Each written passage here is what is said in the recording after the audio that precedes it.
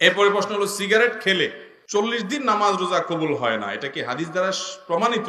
ধূমপানকারীর মুখ থেকে যে দুর্গন্ধ হয়, ধূমপানকারী নিজে যারা আছেন, আমি মাঝে মধ্যে বলি ভাই, নর্দমার কাছে ড্রেনের কাছে গিয়ে একটু ড্রেনের গন্ধটা শুকে, এরপর নিজের মুখের গন্ধটা শুকে দেখেন যে ওইটার চাইতে আপনার মুখের গন্ধ মারাত্মক।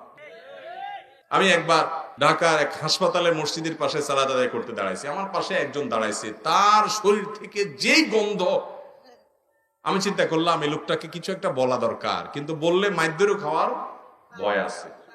তো আমি তাড়াতাড়ি পকেট থেকে কাগজ কলম নিয়ে বের করে সুন্দর করে লিখলাম, ভাই যেই গন্ধ ভাই আজকে আমি শুকতে হলো, আমার সালাত নষ্ট হওয়ার উপক্রম। কি সালাত আদায় করছি, মনোযোগ পুরাটা আপনার দুর্গন্ধে আমার দখল করে নিয়ে গেছে।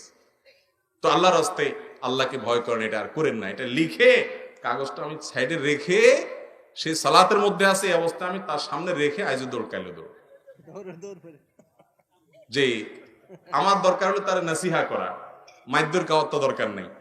তো নাসিহার কাজ তো হয়ে গেছে, লিখে দিয়ে আসছে। ভাইরা আমার, যারা ধূমপান করেন তাদের মুখে এরকম বাজে অবস্থায় তৈরি হয়। পৃথিবীতে ক্যান্সার এখন এত ব্যাপকভাবে ছড়াইছে, আমাদের দেশের কথা যদি আপনি বলেন, ঘরে ঘরে জনে জনে এখন পরিবারে পরিবারে ক্যান্সার। এবং ক্যান্সারের অন্যতম বড় কারণ হলো এই ধূমপান এবং জর্দা। পানের সাথে চাবায়া চাবায়া রকমারি জর্দা খায় না অনেক মুরব্বীরা?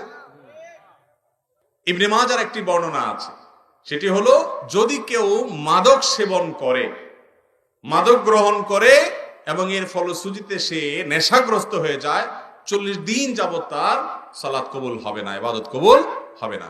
তো ধূমপানটা তো, এটা তো এর ফলে এক নম্বর কথা হলো মানুষ আসক্ত হয় না, মাতলামি করে না, মাতলামি আসে না। দ্বিতীয় কথা হলো যে ধূমপান এমনিতে নাজায়েজ এবং গুনাহের কথা, সেটা নিয়ে কোনো সন্দেহ নাই।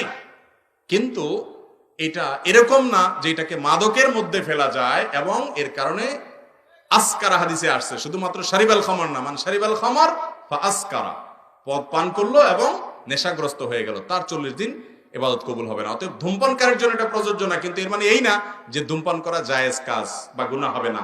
এটাও অবশ্যই না জায়েজ এবং গুনাহের কথা, নোংরা একটা জিনিস। এই ধূমপান, বিষপান লেখাই আছে যেটা স্বাস্থ্যের জন্য ক্ষতিকর, তারপর আবার পয়সা দিয়ে কিনে খাই। আল্লাহ তাআলা আমাদেরকে বুঝার তৌফিক দান করুন। এই নোংরা জিনিস খাওয়া যাবে না ভাইরা। কিন্তু 40 দিন ইবাদত কবুল হওয়া না হওয়ার যে হাদিস, সেটাই ধূমপানের ক্ষেত্রে ফিট হবে না। অনেক রাত হয়ে গেছে, আর দরকার আছে।